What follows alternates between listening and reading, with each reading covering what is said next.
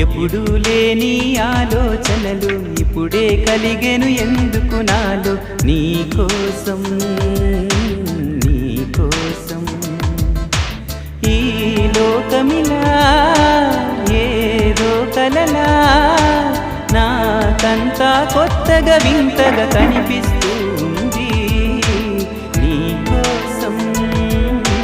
నీకోసం నీకోసం